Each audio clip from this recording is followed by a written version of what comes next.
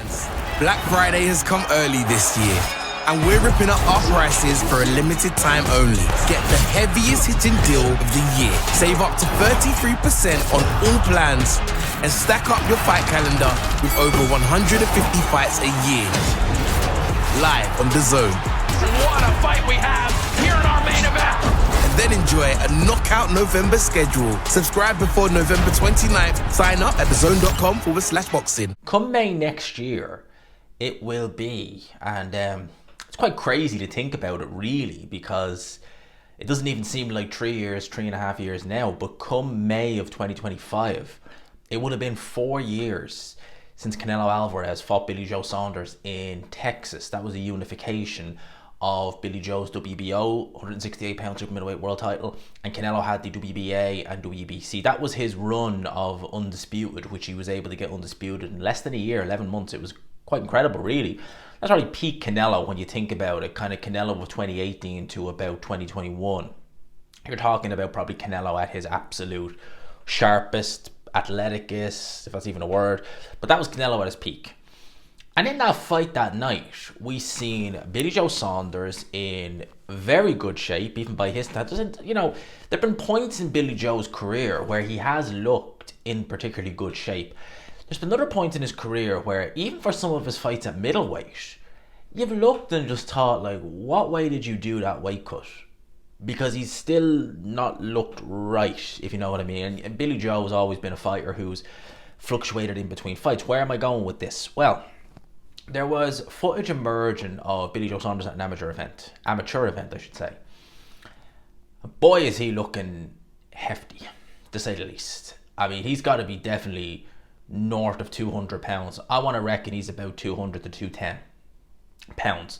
Now, there are certain fighters like Edgar Berlanga who claim to walk around at that weight. Now, whether he does or not, that remains to be seen, but he's definitely a big lump of a man for 168 pounds. He certainly is.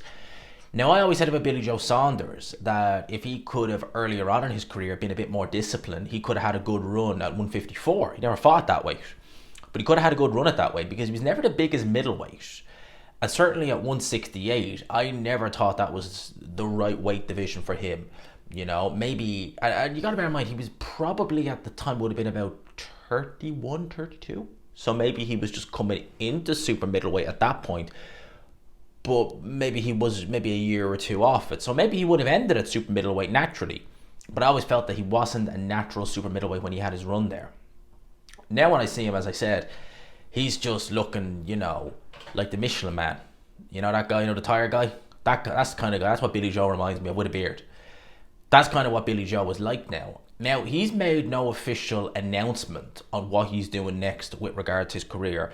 We've heard several times throughout the course of the last 3 years, primarily really in 2022, there was talk that Billy Joe had retired. I remember it was a newspaper forum from Sheffield saying that he was training with Dominic Ingle, and then they were retracting it, saying he had retired. Then you go and fast forward to 2023, and he's talking about, you know, coming back with Eddie Hearn. He's talking about potentially fighting on a Chris Eubank Jr., Conor Benn show. This is after, of course, after Conor Benn had his issues. And again, now we hear literally nothing. I believe he was working a little bit with Ben Davison.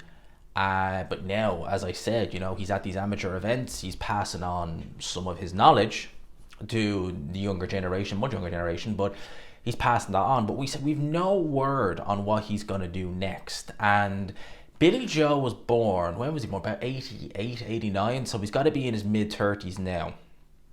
At this point, if Billy Joe does come back and does decide to have a run, you've got to imagine that that is pointless now. It's absolutely pointless now. And it will be a pointless run unless he could get a really, really big fight straight off the bat, which would be unlikely because he's been out of the ring for, as I said, over 3 years, nearly 4 if he's not fighting by May of next year. And it's a 4-year, 4-year inactivity where there's been no known issue of failing any tests. Certainly none known. I can't imagine there would be. You know, I know never judge a book by its cover, but I can't imagine. He's had no injuries that we know of. He lost, obviously he was Apparently had the injury in the Canelo fight, all right, but that was, again, a long time ago, a couple of years ago now, nearly 4 years ago, so it would have well healed by now, you would imagine. He's made no announcement on his career. He has talked about coming back. A lot of people have probably forgotten about him, and a lot of people over the last couple of years have really got into boxing. I want to say kind of 2019 to 2021. Those years were really, really good years in boxing, especially now with Turkey Al Sheikh and the big fights in Saudi. We're seeing more fans get into boxing than ever before. And Billy Joe was going to come along and be like, yeah, you know, I want these big fights. People are going to look at him and be like, who the hell are you? Who's this guy? Where'd he come from? You know, a lot of people probably wouldn't even remember him. Some would. I'm not talking about more the kind of casual audience. We are people who watch these videos would remember him, of course. But what does he have to offer now? You know, if he comes back, he's not going to get anywhere near 168 pounds, just judging by how he's looking outside the ring. And you got to figure that for Billy Joe Saunders now, over the last 3 years, to have been, I would imagine the majority of those years he was probably overweight, primarily overweight. The body has probably got used to that. So he's probably got, and he's older, he's in his mid-30s now, so he's probably going to find that increasingly more difficult to get rid of that weight. Different if, you know, he was constantly in shape and, you know, maybe having a bad camp or, you know, going gain a bit of weight now and again. But if he's been overweight the last 3 years, or, you know, he's looking more obese now, he's probably going to find it a bit more tricky to get rid of that weight. It's going to take a lot out of his body if he hasn't had to make weight for the last couple of years as well. And if he's doing any rigorous training, again, when he hasn't done it in the last few years, he's going to look like a shell of himself. You know, as I said, it's one thing to have inactivity for a couple of years when you're a young man and you're spending that time inactive in the gym. You know, you see fighters who come back after a couple of years out of the ring, maybe 2 years out of the ring. They're in their mid to late 20s, but what have they done over the course of those 2 to 3 years? They've spent it and they've been in the gym, they've been in shape, they've maybe gone up a weight, but that's maybe natural. And, you know, they come back in, they maybe look a little bit, you know, a little bit ring rusty at the start, but it comes back pretty quick. If you've spent the last couple of years just eating, drinking and doing God knows what, and then you decide, all right, let's come back in my mid-30s now, yeah, that's not going to go well for you. It's not going to go well for you, and as I said, who is he going to fight? And see, Billy Joe at this point now is looking so overweight that if he did come back, I don't think he will. I think that ship has sailed. But if he did come back, he could probably lose to someone you'd never even imagine him losing to. You know, sort of way, like if you put him in there with someone like a Gabe Rosado, you'd have to make someone like a Gabe Rosado favourite at 160 if he's even fighting anymore. I don't think he is, but you get what I mean. Someone who you'd look at and say, oh, Billy Joe would beat him, no questions asked. You know, prime Billy Joe. That's nothing for Billy Joe. You know, yeah, that's nothing. Well, what's nothing a couple of years ago all of a sudden becomes something now. And that's me saying that he could do it at 168. Probably couldn't do 168. And Billy Joe Saunders at 168, again, as I said, was not a particularly big guy there.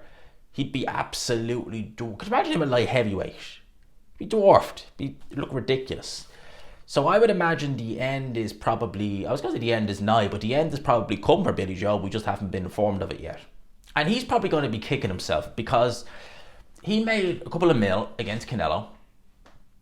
If he'd got himself back in shape and just attempted a comeback in 22, 23, then that would have been a time when, well, obviously 22 there wasn't, but last year is when the Saudis started getting involved.